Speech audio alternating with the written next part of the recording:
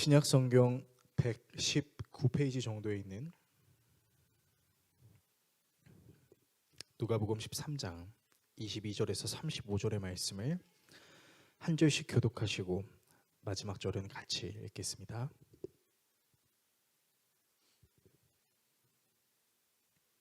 다 찾으신 줄로 알고 하나님 말씀 읽겠습니다.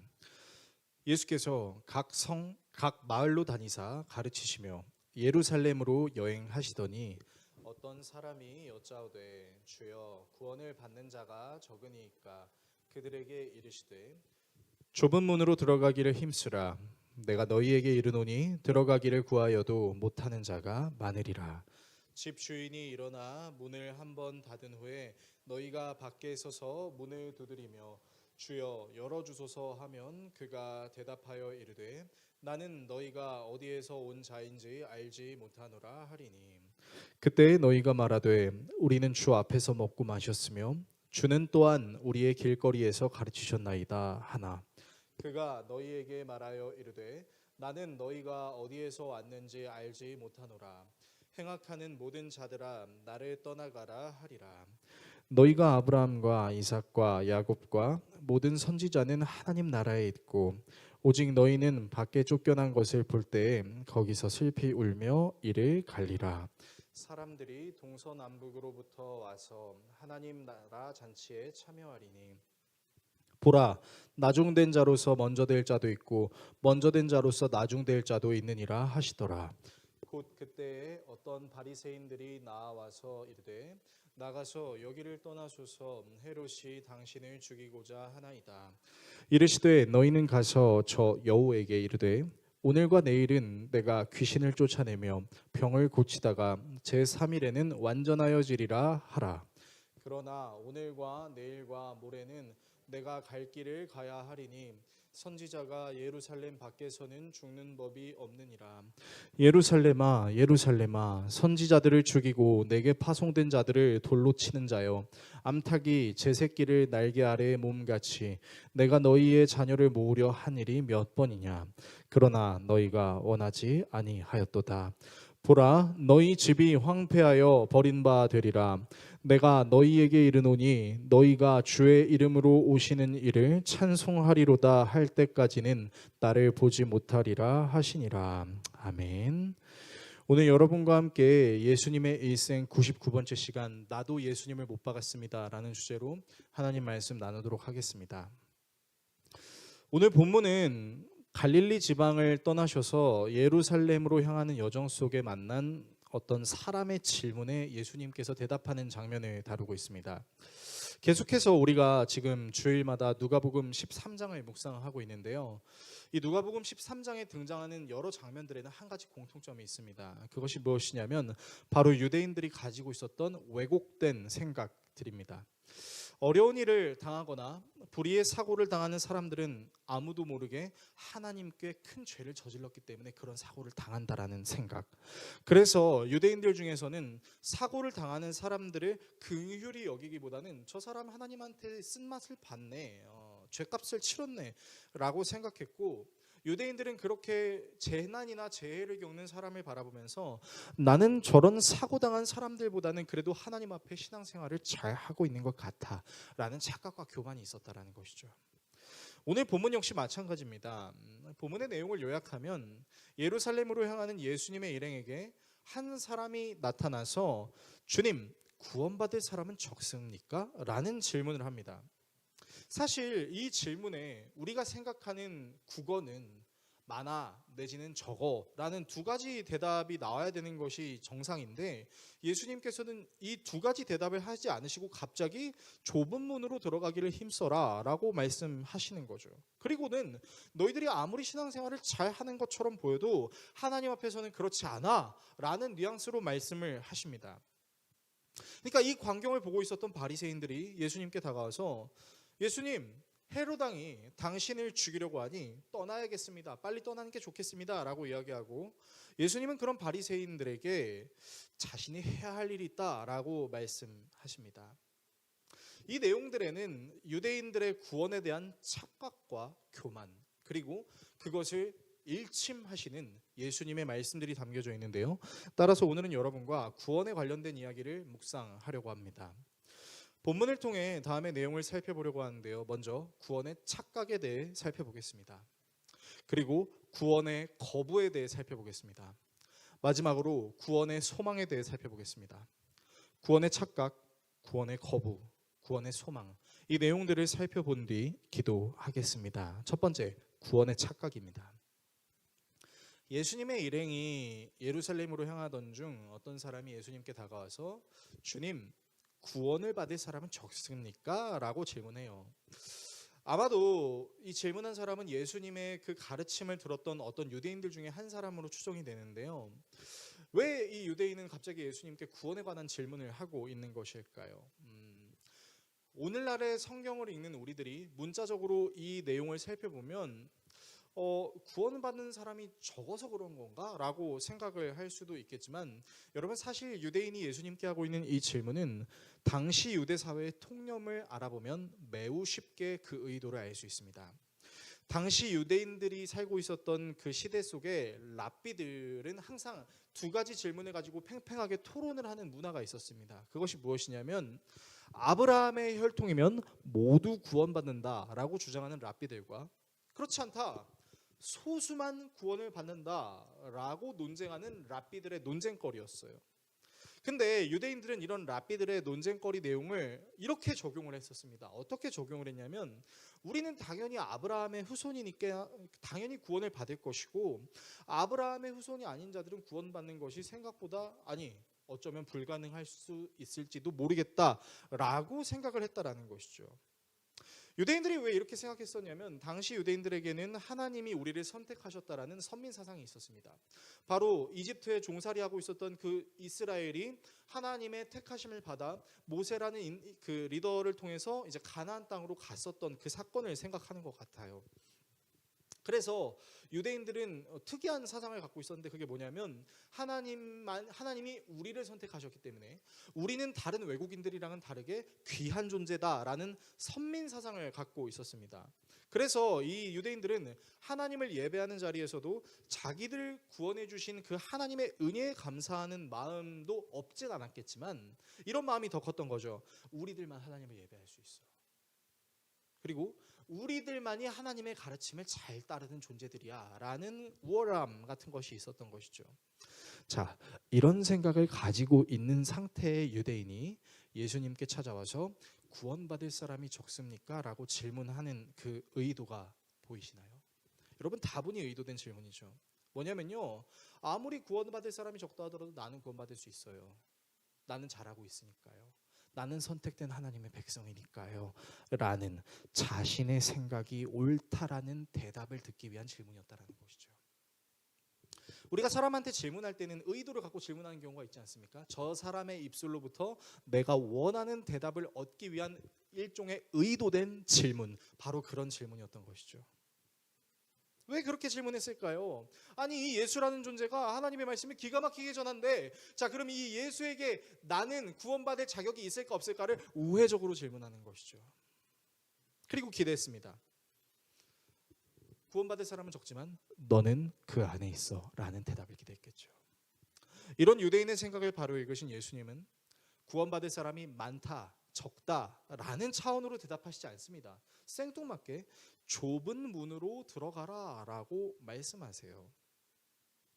자, 우리는 이 좁은 문에 대한 개념을 마태복음 7장의 산상수훈에 있는 좁은 문, 좁은 길과 연결시켜서 생각하는 경우가 많습니다. 그런데요, 조금 다른 부분이 있습니다. 그러니까 마태복음 7장에 등장하는 좁은 문, 좁은 길은요, 정말 그 하나님께서 정말 믿음의 하나님을 예배하는 사람을 찾는 것이 그 문이 되게 좁다라는 차원으로 이야기하고 있지만, 여러분, 여기서 예수님이 말씀하신 좁은 문은 뭐냐면요, 그 히브리어의 원어를 살펴보면 예수 그리스도를 따르는 구원의 길로 가는 것은 사실 매우 힘들고 고통스러운 일이 될 수 있다는 것입니다. 그리고 더욱 놀라운 사실은 여러분 오늘 말씀을 좀 자세히 살펴보시면요, 예수님은 좁은 문으로 들어가는 것을 구원받을 자의 의지의 문제로 얘기하지 않고 계신다라는 거예요. 무슨 말이냐면요, 설명해 드리면, 여러분 그 사람들이 좁은 문으로 들어가려고 해도 집주인이 문을 열어주지 않으면 못 들어간다라는 겁니다. 그러니까 포커스는 뭐냐면요, 너희들의 의지에 달려있어가 아니라 너희들을 받아주는 집주인의 마음에 달려있다라는 것이죠. 그러면서 예수님이 말씀하세요. 집주인의 비유를 이야기하시면서 문 밖에 서 있는 사람들이 문 열어주세요 하고 두들겨도 주인은 나는 너를 모른다 라고 말할 수 있고, 저는 집 안에 들어갈 자격이 있습니다 라고 주장한다 하더라도 주인은 나는 너를 모른다, 불의를 일삼는 자들은 모두 물러가라 라고 말씀하실 수 있다는 것이죠. 자, 예수님은 거기에 한술 더 떠서 조금 무서운 말씀을 계속 하시는데요, 아브라함과 이삭과 야곱과 모든 예언자는 하나님의 나라에 있다고 하십니다. 그런데 너희 유대인들은 하나님 나라 밖으로 쫓겨난 존재나 다름없다라고 말씀하시는 거죠. 여러분 사실 이 말씀이 그 유대인에게 얼마나 충격적이었을까요? 이게 도대체 무슨 말이야? 우리는 하나님이 택하신 민족인데, 약속된 메시아를 기다리고 있는데 이게 무슨 말이야? 자, 거기서 예수님은 멈추시지 않으십니다. 또 뭐라고 말씀하시냐면 하나님 나라 잔치에는 동서남북에서 오는 사람들이 앉는다고 얘기합니다. 여러분 이게 무슨 말이냐면요, 당시 유대인들은 우리만 구원받는다고 생각했습니다. 우리만 택한 민족이라고 생각했죠. 그런데 지금 예수님께서 말씀하시는 동서남북은 뭐예요? 전 세계 사방 각지에 있는 모든 사람들이 하나님의 나라에 들어올 수 있다라는 얘기죠. 그러면서 말씀하십니다. 처음 된 자가 나중되고 나중된 자가 처음 된다. 무슨 말입니까? 너희 유대인들아, 너희들이 처음인 줄 알았지? 근데 너희들 하나님이 보시기에는 저 문 밖에 서 있는 가장 마지막이 될 수도 있는 존재야 라고 말씀하고 계신 것이죠. 그리고 너희들이 개무시하고 쳐다보지도 않았던 이방인들이 구원의 1순위가 될 수도 있어 라고 말씀하시는 거예요. 여러분 이 말씀을 우리에게 적용해 보면요, 상당히 무서운 말씀이 될 수 있습니다. 우리는 가끔 이런 생각을 할 수 있습니다. 그러니까 내가 되게 신앙생활을 열심히 하는 것 같고 교회 활동을 잘하는 것 같다라는 어떤 확신이 나에게 있다라고 한번 가정해 보겠습니다. 근데요, 내가 잘하고 있고 나 정도 되면 구원받을 수 있는 거 아니야 라고 생각하는 사람이 자칫 잘못하면 하나님으로부터 외면을 당할 수 있다는 것이죠. 그래서 예수님께서 산상수훈에서 뭐라고 말씀하셨죠? 나더러 주여 주여 하는 자마다 하나님 나라에 들어가는 것이 아니라 하늘에 계신 하나님 아버지의 뜻대로 행하는 사람이 들어간다라고 말씀하셨었고, 이 예수 그리스도의 가르침을 기억했던 사도 바울 역시 빌립보 교회 성도들에게 구원에 대해서 이렇게 말하죠. 두렵고 떨림으로 당신들의 구원이 이루어져 가는 것을 보십시오 라고 말하는 것이죠.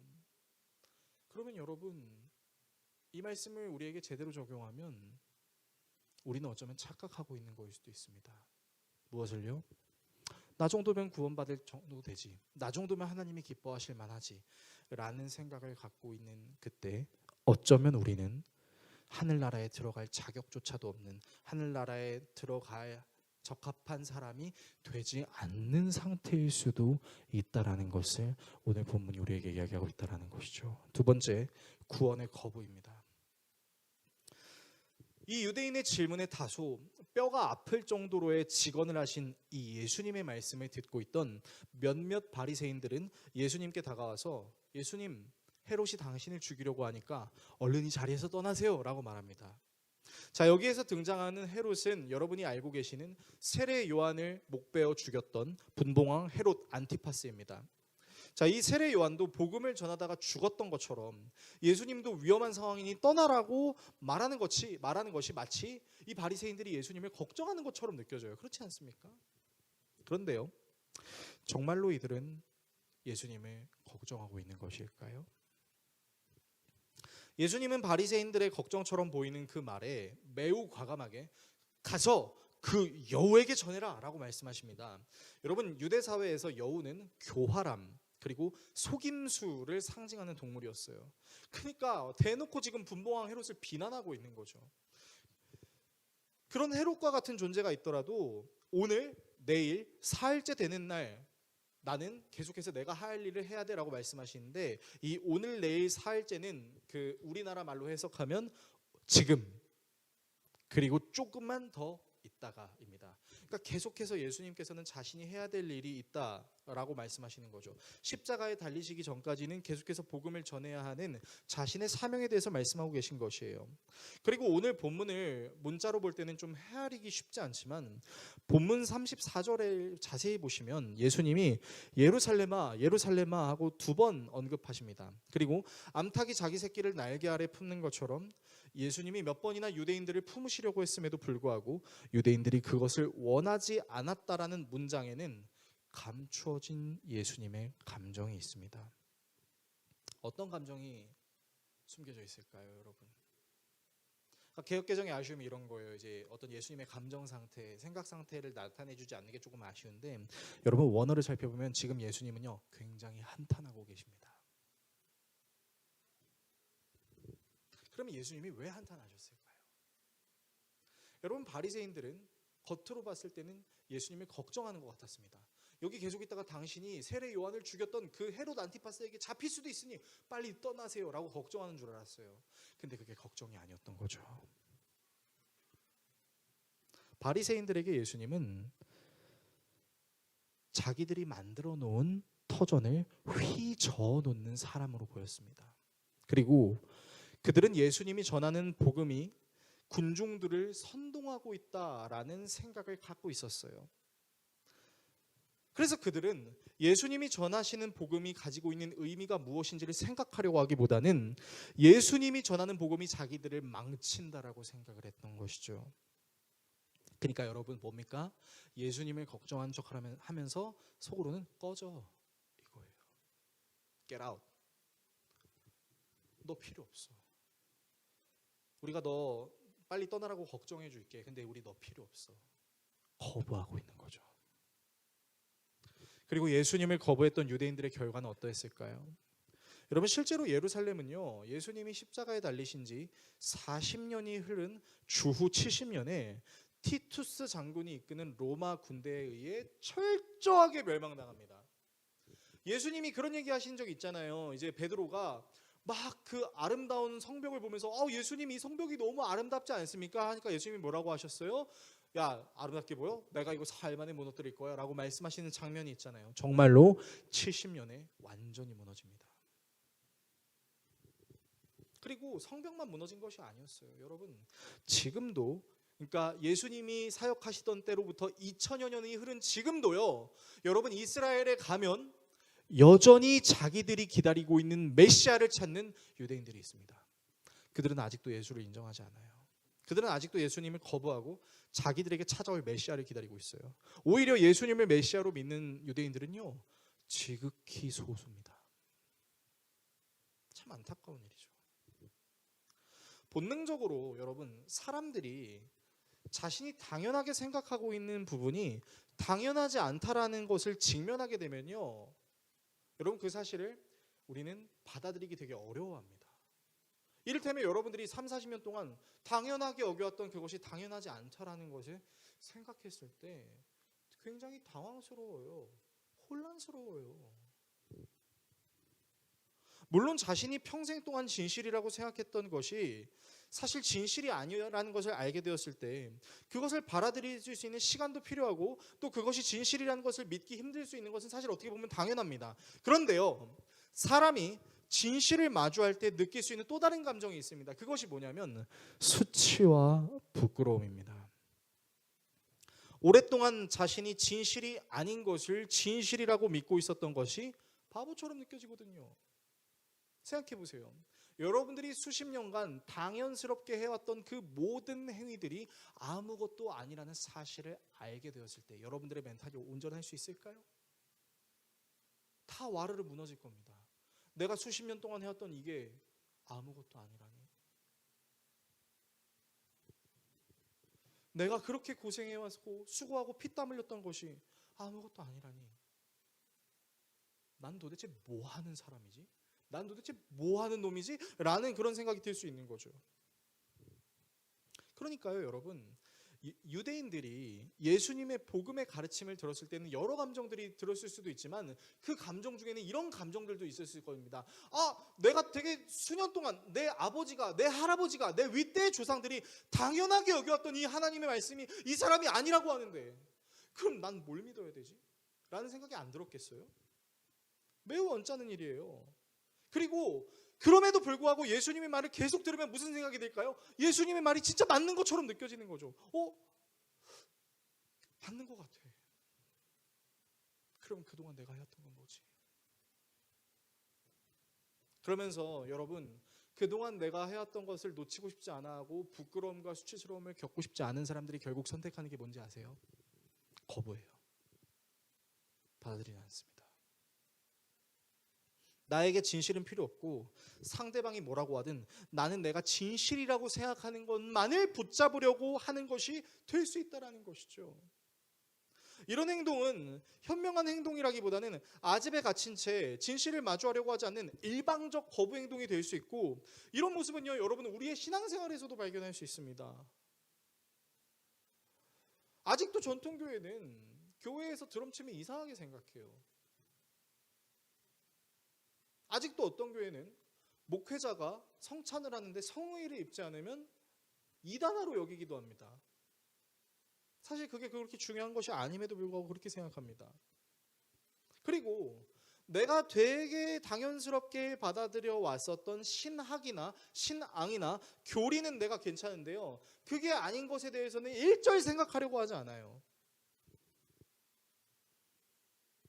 하나님께서 받아들이라고 말씀하시는 것조차도 거절하려고 해요. 여러분, 이거는 단순히 하나님의 뜻을 거절하는 것을 넘어서 사실은 하나님께서 구원하시는 것을 거부하는 것이나 다름없다라는 것입니다. 이스라엘은 예수님께서 암탉이 자기 새끼를 품는 그런 느낌으로 계속 품으려고 하셨음에도 불구하고 그것을 계속 거부했다라는 것이죠. 겉으로는 괜찮은 척, 헤롯이 당신을 죽이려고 하니까 떠나세요라고 걱정해주는 척하지만 사실은 꺼져, 난 너의 복음 따위 필요 없어 라고 얘기하는 거랑 똑같았다라는 것이죠. 세 번째, 구원의 소망입니다. 오늘의 말씀을 우리의 삶에 어떻게 적용해야 될까요? 저는 두 가지를 여러분들께 말씀드리고 싶습니다.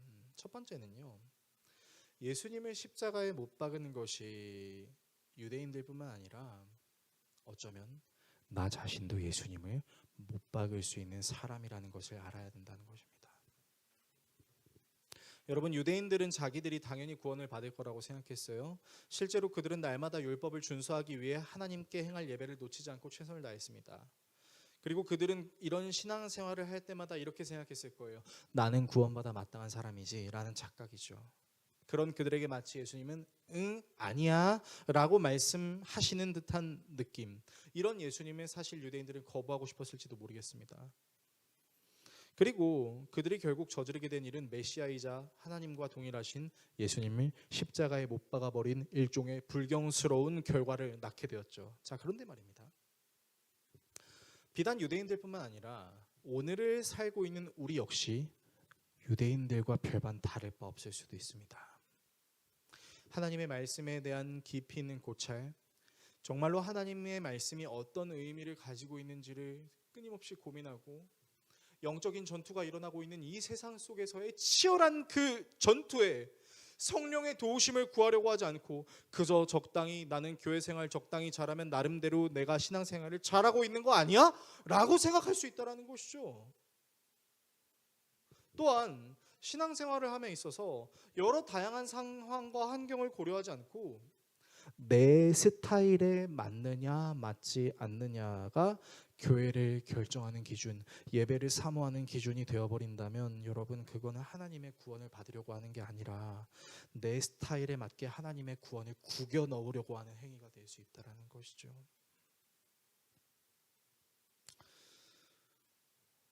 실제로 하나님께서 이스라엘 사람들에게 십계명을 주셨을 때, 제가 나중에 이제 십계명으로 여러분과 하나님의 말씀을 나누는 시간이 있을 텐데, 여러분, 이 계명은 우상을 만들어 섬기지 말라라는 겁니다. 그러면 사람들이 어떻게 생각하냐면요, 그냥 어떤 모형을 만들지 말라는 건가? 그냥 어떤 상을 만들지 말라는 건가? 이렇게만 생각을 합니다. 그런데요, 여러분 이 계명에 담겨져 있는 숨겨진 하나님의 의도는 뭐냐면요, 니들 멋대로 니들이 원하는 형식으로 나를 예배하지 말라는 겁니다. 하나님께서는 하나님을 어떻게 예배해야 되는지에 대한 방법을 분명히 다 알려주셨어요. 그런데 왜 사람들이 우상을 만들까요? 여러분, 이스라엘 사람들이 이집트를 탈출하고 시내산에 올라간 모세를 기다리지 못하고 왜 우상을 금송아지로 만들었을까요? 간단합니다. 당시 고대 근동 사회에서 금송아지는 다산을 상징했으니까요. 부자를 상징했으니까요. 그러니까 이거예요. 하나님을 금송아지처럼 만들어서 우리 부자 되게 해주세요 라고 말하는 거랑 똑같은 거죠. 여러분, 이건요, 하나님이 말씀하신 예배의 방식을 따르는 게 아니라 내 멋대로 예배하는 거죠. 그런데 여러분, 생각보다 우리가 멋대로 예배하는 경우가 얼마나 많은지 모르겠습니다. 그냥 내 스타일이 아니면 영성이 떨어지는 줄 알아요. 그냥 내가 원하는 방식이 아니면 잘못된 거라고 생각하는 거죠. 정말로 그럴까요? 여러분, 예배에는 수많은 형태가 있을 수 있죠. 그리고 그 수많은 형태에는 존중받아야 되는 부분들도 여러 가지가 있을 수 있죠. 내가 생각하는 것만 옳은 것이 아니죠. 심지어 오늘 이 본문을 놓고 설교할 때도 제가 설교하는 내용이 있을 수 있지만 다른 목회자분들이 설교하는 내용들도 분명히 있을 수 있습니다. 근데 거기다 대고 제가 제 설교만 무조건 옳습니다, 다른 사람들의 설교는 옳지 않습니다, 우리 더웨이 교회 예배의 방식은 옳습니다, 다른 교회 예배의 방식은 다 틀렸습니다 라고 말한다면 여러분, 그거는 제가 하나님을 거부하는 거랑 똑같은 겁니다. 여러분 중엔 그런 생각을 하시는 분이 계실 수도 있을지도 모르겠습니다. 저도 그런 생각을 해봤습니다. 만약 예수님이 사역하시던 그 시대 때에 내가 유대인으로 살고 있었다면 나는 예수님을 따라갔던 제자의 모습을 가지고 있었을까? 아니면 나는 십자가에 달린 예수를 조롱했던 유대인의 모습을 가지고 있었을까? 근데 생각해보니까요, 이 두 가지를 비교할 필요가 없어요. 왠 줄 아세요? 예수님의 제자들도 다 도망갔거든요. 아무도 그 자리를 지키지 않았거든요. 심지어 베드로는 예수님을 부인했잖아요. 그리고 더 충격적인 건 그렇게 예수님을 부인해놓고 죄책감을 가지고 있는데 오늘 하루 먹고 살 돈이 없으니까 이 사람들이 뭐해요? 낚시하러 가요. 물고기 잡으러 가요. 하나님 믿는 것보다 오늘 내가 먹고 사는 문제가 훨씬 중요해요. 여러분, 이게 인간이에요. 이게 인간이에요. 여러분은 어떤 사람일 것 같습니까? 저는 자신 있게 얘기할 수 있습니다. 저는 아마 바리새인이었을 것 같아요. 정발이었을 것 같아요. 정발이. 그래가지고 맨날 막 사람들 정죄하고 다니고 그냥 성경 조금 공부했다고 유대인들 정죄하고 다녔던 그 정발이. 그랬다가 이제 고수이신 예수님이 저랑 논쟁을 해서 제가 속된 말로 처발리게 되면은 이제 막 굴복하고 주님 막 이렇게 가르침을 따를 게 아니라 제가 예수님한테 예수님, 헤롯이 당신 잡을 것 같아요. 꺼져라고 얘기했을 것 같아요. 여러분 어떠실 것 같아요? 여러분이 진리라고 믿고 있던 것들이 다 진리가 아니라고 말하시는 그 예수님을 여러분들이 만났다면, 그리고 그 예수님께서 여러분들에게 가르치시는 복음을 여러분들이 정말로 감사하며 받을 수 있었을까요? 물론 여기 계신 우리 성도님들은 저보다는 훌륭하시기 때문에 더 받으려고 애를 쓰셨을 것 같긴 하지만 여러분, 저는 그런 것 같아요. 과연 누가 예수님을 배반하지 않을 수 있었을까요? 과연 누가 예수님의 십자가에 못 박지 않을 수 있었을까요? 결국 이런 말도 안 되는 연약함과 악함 때문에 예수님은 죽으실 수밖에 없었던 거죠.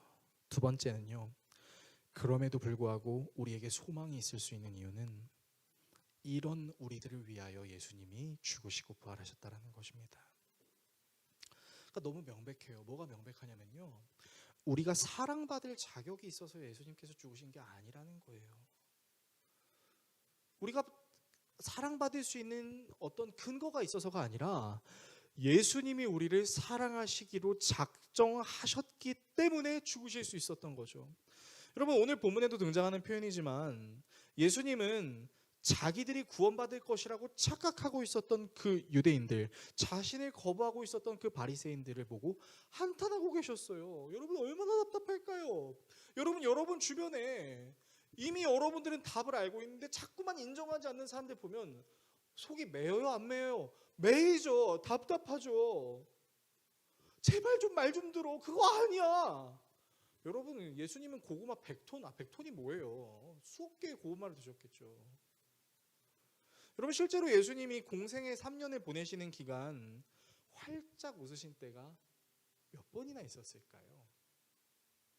사복음서를 낱낱이 살펴보면 예수님이 활짝 웃으셨다라는 표현을 찾기가 되게 불가능한 것 같아요.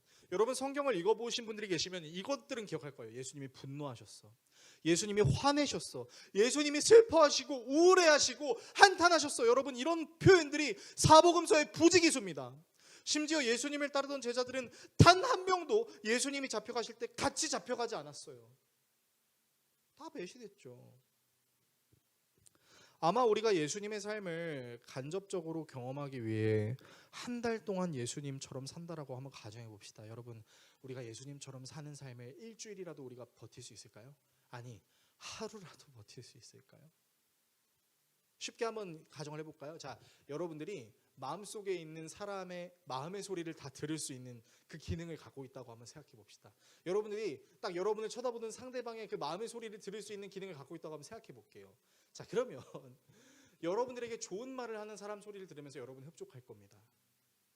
그런데 딱 한 명이라도 여러분의 마음속으로 욕하고 있잖아요. 그러면 그날 하루가 완전히 우울할 거예요. 아, 저 정재성 목사 띠꺼워 라고 누가 마음속으로 저렇게 얘기하고 있는 걸 제가 듣고 있다면은요, 좀 우울증 걸릴 것 같아요. 혹시 여러분, 제가 여러분께 좀 잘못해도 정 목사 이놈 자식 이렇게 생각하지 마시고, 우리 목사님 하나님이 도와주셔야 되는 긍휼한 분 내가 기도해야지, 이렇게 생각해 주시길 간절히 부탁드리겠습니다. 여러분, 그런 답답함을 갖고 있음에도 불구하고 예수님은 우리를 손절하지 않으셨어요. 끝까지 견인하시려는 이 예수님의 사랑은요, 우리가 막 야, 내가 너희들한테 이렇게까지 해주니까 제발 내 사랑을 알아줘 라는 짝사랑, 사랑 구걸로 우리가 이해하면 안 돼요. 여러분, 오히려 스스로 일어나지 못하는 아기와 같은 우리가 일어날 수 있도록 손을 잡아주시고, 걸을 수 있도록 성장하게 해주시고, 부르심에 맞게 뛰어갈 수 있도록 때로는 연단과 고난도 허용해 주시는 그 영원하신 사랑이라고 우리가 봐야 되는 것이죠. 여러분, 그분은요, 우리가 착각하실 것도 사실 다 알고 계셨어요. 심지어 그분은 우리가 그분을 배신하고 그분의 손과 발에 못을 박을 수 있다는 것까지 알고 계셨기 때문에 예수님은 십자가에서 못이 박히고 창에 찔리는 고통을 당하는 그 순간에도 하늘아버지께 이렇게 기도하셨습니다. 아버지여, 저들의 죄를 사하여 주십시오. 저들은 저들이 무슨 행위를 하는지를 스스로 알지 못합니다 라고 얘기했죠. 여러분, 그러므로 우리에게 필요한 것이 있다면, 하나님께서 나의 부끄러움과 수치를 깨닫게 하실 때 그게 보여질까 봐 걱정해야 되는 것이 아니라, 이렇게 부끄럽고 수치스러운 나 자신도 사랑하시는 그 하나님의 자비하심을 기억하는 거죠. 내가 하나님을 거부하고 싶어서 하나님을 떨어뜨리려고 하더라도 그런 나를 거부하시지 않고 자비롭고 은혜롭고 노하기를 더디하고 인자와 진실이 많으신 그 하나님을 깊이 묵상하는 것, 여러분, 이것이 우리에게 구원의 소망이 될 수 있다는 것이죠. 설교를 정리하겠습니다. 사랑하는 성도 여러분, 예수님은 나더러 주여 주여 하는 자들이 하나님 나라에 들어가는 것이 아니라 하나님의 뜻대로 하는 자들이 하나님 나라에 들어간다고 하셨어요. 사도 바울은 너무 가난하고 힘들었던 빌립보 교회의 성도들에게 두렵고 떨림으로 구원을 이루어야 한다라고 얘기했었어요. 2000년 전 예수님께서 모든 사람을 위하여 십자가에 달려 죽으시고 부활하신 사역이 2000년이 지난 지금 우리에게도 적용이 될 수 있다는 것을 믿는 믿음이 있다면, 반대로 2000년 전 예수님을 십자가에 못 박으면서도 구원받을 수 있다라고 착각하고 예수님의 그 복음을 거부했던 유대인들처럼 우리도 그런 연약함과 악함이 있을 수밖에 없다라는 사실을 인정할 수밖에 없을 것입니다. 그래서 여러분, 구원에 있어서 우리가 자랑할 수 있는 건 아무것도 없어요. 여러분, 우리는 구원받을 만해서 그런 공로가 있어서 구원받은 것이 아닙니다. 하나님이 우리를 사랑하시기로 작정하셨기 때문에 구원을 받았습니다. 이 세상에 존재하는 모든 사람들은 예수를 십자가에 못 박을 수 있는 죄인이었어요. 그러나 그 모든 사람들을 사랑하기로 작정하신 그 예수만이 우리가 의지할 수 있는 하나님입니다. 비단 오늘 주일뿐만 아니라 우리가 삶으로 하나님께 행하는 모든 예배가 나의 공로를 자랑하고 하나님의 은혜를 뒷전으로 하는 것이 아닌 오직 은혜라는 사실을 드러내는 예배가 되셨으면 좋겠어요. 특히 사업을 하거나 어떤 성취감을 이룰 수 있는 성도님들이 계신다면 여러분 지극히 주의하십시오.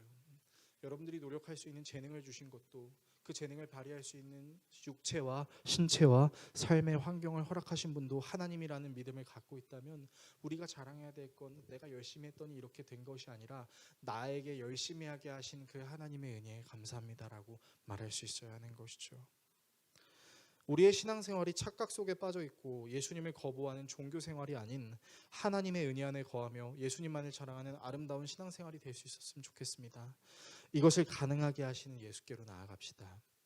그분을 묵상할 때면 우리는 우리의 부끄러움과 수치에 몰입되지 않고 우리를 위하여 부끄러움과 수치를 당하신 그분의 사랑을 묵상하게 될 것입니다. 그리고 나도 예수님을 못 박을 수 있는 사람이지만 그런 나에게도 구원을 주신 예수 그리스도의 사랑을 더 알아갈 수 있게 될 것입니다. 이 사실을 기억하시는 저와 여러분 모두가 될 수 있기를 예수 그리스도의 이름으로 축원합니다. 기도하겠습니다.